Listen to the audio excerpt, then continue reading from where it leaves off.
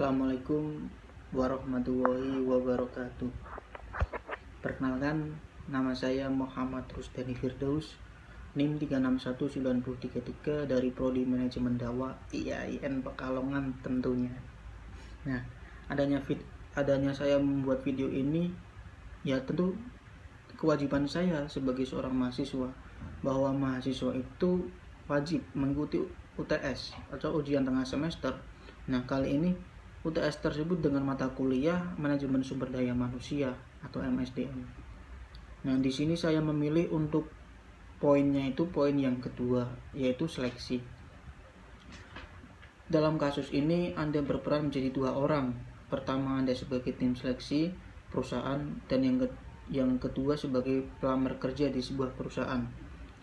Nah, untuk soal pertama, yaitu langkah-langkah apa yang akan Anda lakukan ketika Anda adalah salah satu bagian tim seleksi karyawan di perusahaan Anda. Sedangkan di sisi lain ada rekan saya pribadi yang menitipkan saudara agar bisa diterima di perusahaan tempat saya bekerja.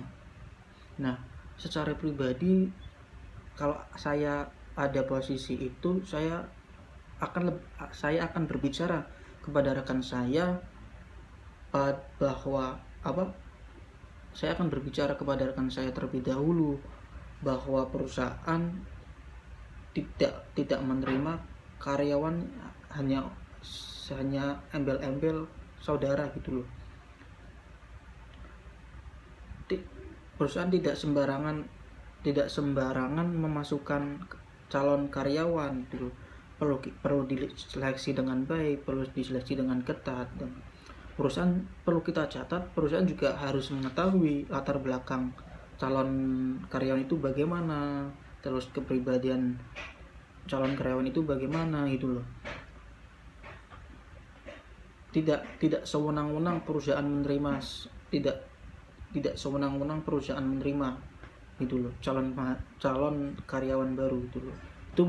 Itu menurut saya pribadi, kalau menurut saya pribadi saya akan lebih profesional gitu loh. Nah, untuk yang kedua, soal yang kedua, lalu ketika Anda menjadi pelamar kerja di sebuah perusahaan ternama yang kita idam-idamkan, berarti kan yang kita inginkan, yang kita tujuan kita untuk masuk di perusahaan itu, aku harus masuk di perusahaan itu loh. Nah, itu kata diidam-idamkan itu begitu, keinginan kita pribadi, keinginan kita kuat itu. Nah, langkah-langkah apa yang akan Anda lakukan ketika mengetahui pesaing lain yang merupakan saudara dari salah satu karyawan di perusahaan tersebut yang kemungkinan besar itu akan diterima? Memang sih menurut saya pribadi juga begitu, bahwa jika ada orang dalamnya itu lebih besar peluangnya diterima. Tapi tidak semuanya loh, tergantung perusahaan itu sendiri.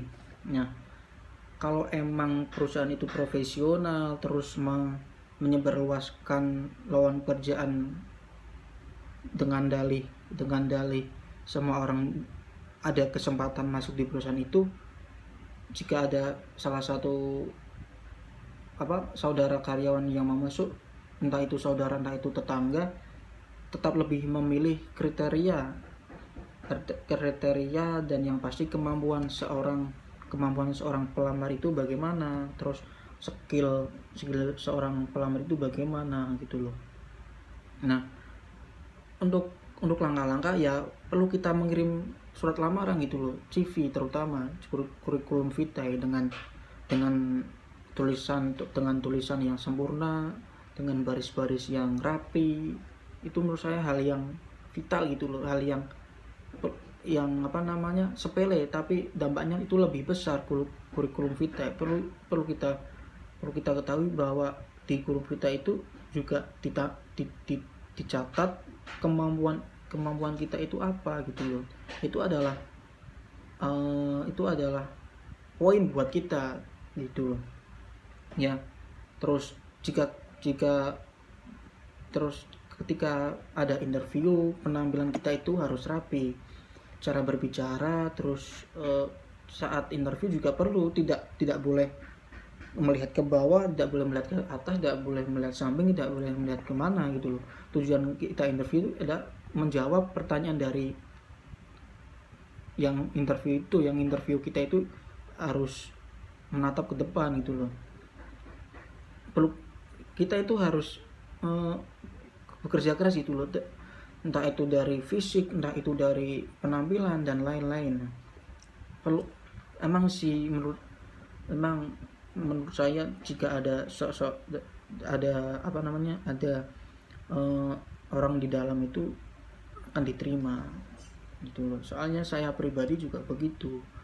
Saya pernah mengalami bahwa ada om saya menawarkan saya bekerja di perusahaan. Saya itu perlu mengirim lamaran, perlu mengirim kurikulum vitae itu loh. Tapi itu tidak dilihat om saya. Saya sudah jelas masuk, tapi dengan dalih hanya untuk laporan saja ke atasannya gitu loh. Tapi saya tidak mengambil gitu loh, karena pilihan saya itu adalah sekolah lagi gitu loh, bukan bekerja gitu loh. Itu adalah menurut saya gitu loh. Jika ada perusahaan yang di dalamnya ada saudara, itu hampir bisa diterima gitu loh. Tapi kita tidak boleh patah semangat. Kita harus berusaha gitu loh, minta restu orang tua, terus berdoa kepada yang maha memberi itu loh, agar bisa lebih masuk di perusahaan itu loh. Itu menurut saya gitu. Itu cukup sekian ya dari paparan saya tadi. Mohon maaf jika ada tutur kata yang tidak sempurna, terus pemahaman yang kurang mohon dimaafkan, karena saya di sini masih belajar untuk menjadi bisa gitu loh. Kurang lebihnya mohon maaf. Wassalamualaikum warahmatullahi wabarakatuh.